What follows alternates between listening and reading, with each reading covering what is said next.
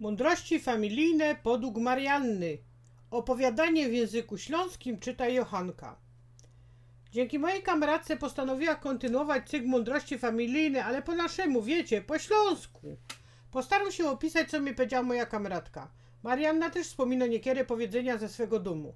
Jej fater, richtig ślązok z krwi i kości zawdy godą. Bier taki helistek na ramiona, kery potrafisz udźwignąć. Chodziło o to, żeby się nie wyrychlać i nie wpisywać się na przykład do harcerstwa, kaj sumnie wiesz, że tegoż zadania nie szafniesz. Fater Marianny prowadził róże różańcowe we swej wiosce. Godą, że trzeba każdy dzień odmawiać 10 różańca, a kaj nie będziesz tego robić, bo będziesz odpuszczać, to lepiej się w ogóle do tej róży nie wpisuj, bo przecież obietnica przed Punbuczkiem jest to rzecz święto i trzeba o tym zawdy pamiętać.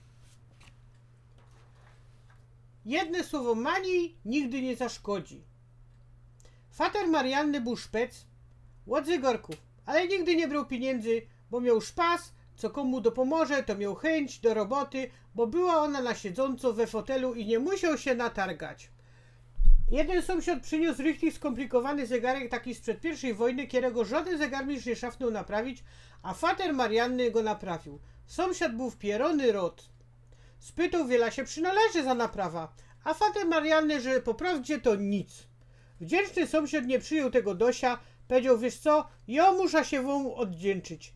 No to samochód zegarmistrz powiedział, wiesz, kaj już chcesz, to jakbyś umiał kupić mi tytka kafeju, to by da fest rod.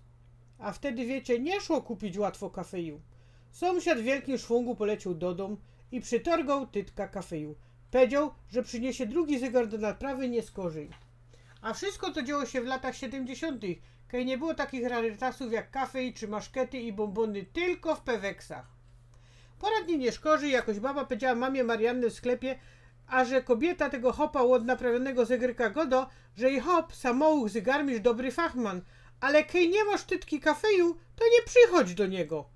I się zrobiła fezło studa. Matka oszaniła męża, co by przestał naprawiać te zegarki, bo ino zgorszenie się robi. Fatrowi Marianny było fez przykro, co o nim godała ta baba, a on chciał przeca dobrze. Za pora dni przyszedł ten hop od zygara z następnym zegarkiem. Fater godo, ja ci go naprawia, ale twoja baba na pół wsi godała łomie, co jest spragliwy na kafej. Sąsiad ze szwungiem wyleciał z chałupy zegarmistrza do domu. Wrócił ze swoją babą, a ona z płaczem przeprosiła zegarmistrza. Okazała skrucha i fez żałowała. Powiedziała, że jest fez gańba, co narobiła o studii, bo oni nie piją kafeju, bo no nie, że nie lubią, ale dostawają go w pakietach z NRF-u. I ona obiecała ten kafej fryzjerce, ale hop bez pytania wziął go do zegarmistrza i ona się chciała usprawiedliwić przed łoną i powiedziała te głupie słowo, bo miała złość na swojego hopa.